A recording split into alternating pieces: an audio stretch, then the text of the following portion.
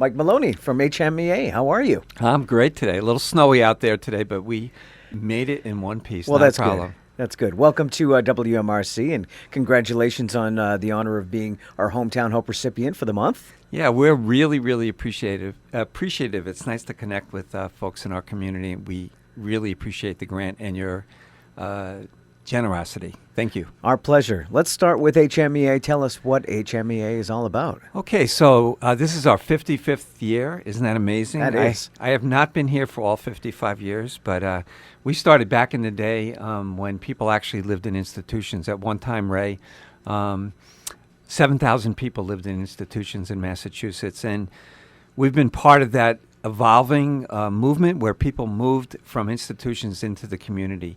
So today we serve about 4,000 people with what's called an intellectual disability. We serve many children with autism. We do a lot of stuff in the community for people with disabilities, and I'll be happy to tell you more about that. Yes, please do.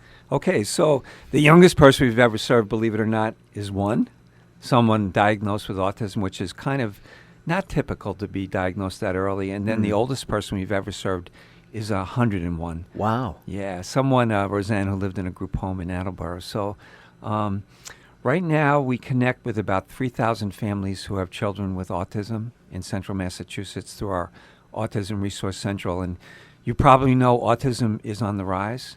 Right now there's 1 in 68 kids diagnosed.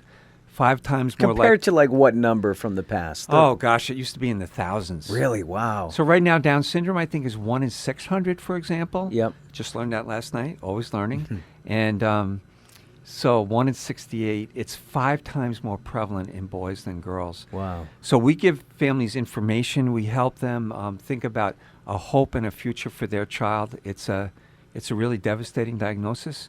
As kids get older, we help them explore jobs in the community. We help about 250 people get employment.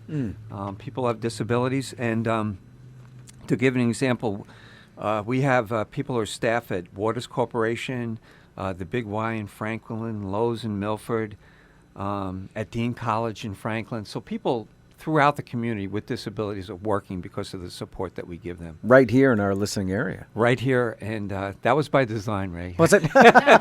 We figured that out. It's a match made in heaven here. Yeah, we were prepared for that. The other thing we do is help people live in the community. So we have 24 group homes where 4 people live together. And then we also have something called shared living where someone with a disability would live with someone like yourself, Ray. And it's based on interests. So if you like the Bruins, the person likes the Bruins. And again, that's called shared living where people share a life. It's very different than a group home where you have 3 shifts of staff. And we really like that way of living a lot. How do people qualify for employment or living? Because the spectrum it's very broad. Yeah. So, let's talk about autism just a little bit more. So, as you mentioned, autism is considered a spectrum. So you might have people who are not verbal, who don't communicate through words, who may need a lot of help doing average things. And then there are people at the other end. People might have Asperger's. And these are folks with perhaps a higher IQ than mine for sure, who may have issues with relating to other people, social and communication types of things. So the way people become eligible is through a state agency, the Department of Developmental Services. If families suspect that their child might have a disability, they can contact their local office. They can contact our Autism Resource Central in West Boylston. We do serve this area. But again, it's a really tough thing for a family to receive that diagnosis for their child. So the Resource Central, that is pretty much your one-stop shop for everything you need to know about autism and HMEA. Exactly. So again, we connect, believe it or not, with about 3,000 families. And it's everything from my child was just diagnosed, what do I do? So we will help you connect with docs. Where are the best therapy programs? What about nutrition? What about support groups? Let me tell you a quick story. A dad named Graham, he was taking his 6-year-old son with autism to his first Christmas party ever. And on the way there, he wrote this in a blog, his heart was beating. He was nervous. What was his son going to do? Was he going to be disruptive? Would he be anxious at this event? So he didn't turn around, and thankfully he walked into that Christmas party and he saw 100 other families and kids just like his son. And Graham reported that he went into the men's room and started to cry because through our center, you know you're not alone. There's other families going through the same thing that you go through. As I said earlier, there is help, hope, there is a future. Kids with autism are like any other kid. Yeah. Yeah, let me tell you a little bit about something really, really cool that's going on now. And as you mentioned, people are different. People see through a different lens. People have different brains. It's called neurodiversity, right? We're all different, and some people with autism particularly have a particular way of looking at the world that might actually give them a competitive advantage. They're talking about the autism advantage. So we're working with a company out of Denmark called Special Easterner, and that stands for the specialist in autism. Their goal is 100,000 jobs, 100,000 jobs for people with autism in the United States. So far, SAP, the big global software company, has pledged to hire 650 people. Wow. I was just down there last week. And so you have people with autism who are able to look at particular tasks in a different way, maybe be able to do things with a high degree of repetitivity, may be able to see things that you or I could not see. And these people are highly valued in the workplace. Somebody said a different perspective can be worth 80 IQ points. So Microsoft has just hired 11 people. Now, this is not true for everyone, but salaries are between 84 and 116,000. That's amazing. So a data scientist, for example, who couldn't get through an interview, right, on the phone, and that's where interviews start. Or maybe couldn't do that live interview, Red, because that person couldn't look you in the eye. But that person is awesome in the workplace. Sure. They just need some more help, need a mentor, need some people around them that understand them. But again, the autism advantage, just an awesome concept. You know, and it's the same thing with the rest of us. We interview well, but we don't do well in the workplace. You know what I mean? So Yes. everybody is different. It's not just an autism thing. It's everybody is different. So when you do, you shouldn't judge somebody if the interview process doesn't do well. How well do they do in the workforce? That's right. Everybody is different. We all have skills. So what some people say, if you're severely impacted by autism, perhaps you're nonverbal, your skills may be hidden. But if you are a person with autism and you have a high IQ, your deficits may be hidden. People may not get that to plan and get through the day takes a lot of energy. That social interaction. I recently heard a man with Asperger's talk about when his girlfriend holds his hand, it actually hurts because he has a different sensory kind of issue. It's hard for him to take a shower because of the temperature change. But this is a highly intelligent man who is employed, has a great life. He just leads it differently than we do. So an amazing job you have where you get to find the skills that others may not have seen in someone. Exactly. So what we're going to be doing with companies, we've been talking to EMC and other companies, working with this group from Denmark. We're going to be finding those people with autism in our community. We're networked, we're hooked up. And then people actually go through an assessment called Lego Mindstorms. So what it is actually building robots through Legos to show that people have technical capacity to do the job.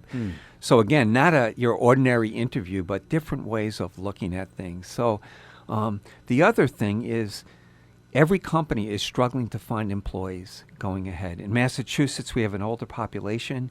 So now is the time to find people who have hidden talents or people who have been hidden away. And we do. We have great jobs. We find people with gifts that people haven't seen, people haven't been exposed.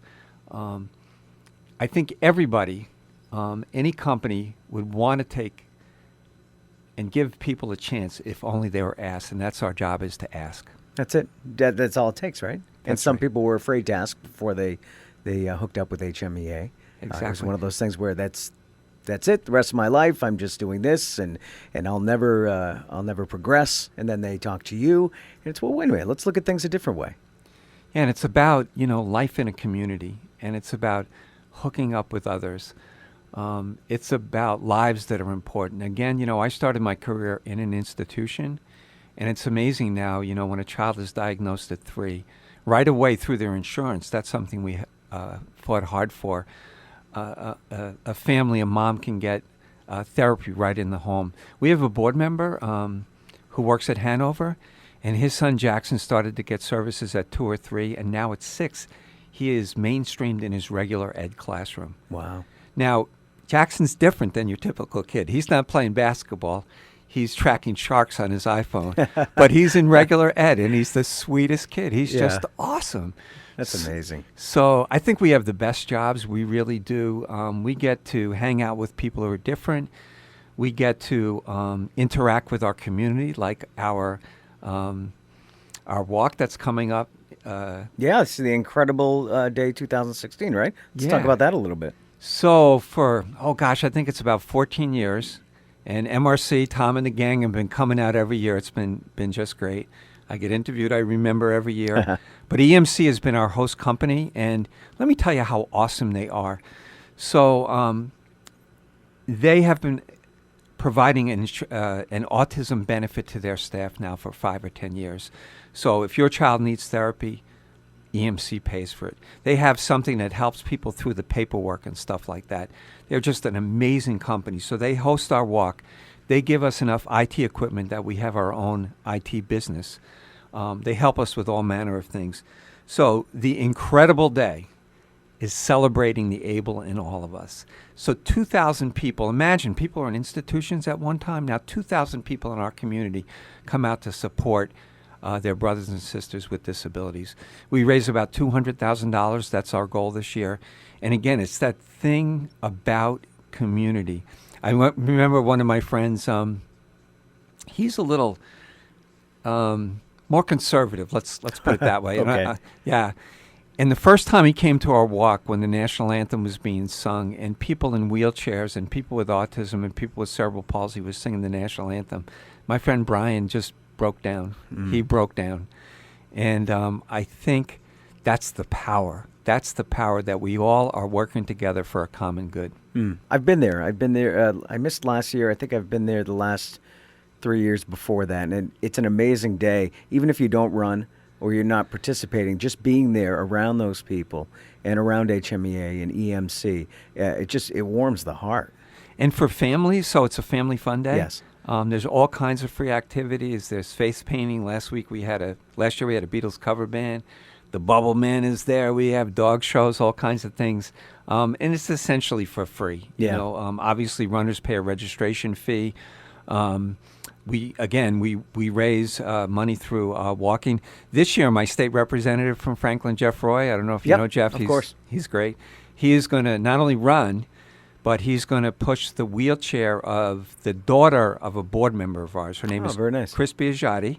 She was the first woman to push her daughter in the Boston Marathon. Wow. And as she went across the finish line, the bomb went off a couple years ago. Oh, my gosh. So Kayla is her name, and Jeff is going to push Kayla. And because Jeff is competitive, he's challenged me. So I'm going to be pushing a young woman in a wheelchair as well. And foreshadowing next year, incredABLE, right? incredABLE, celebrating the able in all of us. We're going to demo a couple of superhero capes this year. Oh, nice. And hopefully next year... Catches on. Yeah, it'll catch on for sure. So we're thinking of a costume. My only issue is training. I do have to push a wheelchair up a hill, so I'm a little stuck with that with the snow and all. Sure. But I'll get to it. Well, give people the details on how they can get more information about the walk. Sure. So the walk again is May 22nd. It happens on Constitution Boulevard at the EMC location, and people can go online at www. That's it, right? www.hmea.org. And there's more information about other great events and that's right. And the resource about center, of about course. our organization. Yeah. You know, again, we serve 4,000 people, and even if we don't have what families want, we love to help families. That's basically, you know, our mission, to be there for each other. We have a really, really strong community. We can hook you up with other families who have walked that walk. It's Mike, a special walk. Thank you very much, Mike, for all you do in the community and You're all your welcome. work with HMEA. And thanks for inviting me. And again, thanks for the Hometown Hope grant. Really You've got appreciate it. Thanks, Mike. Thanks, Ray.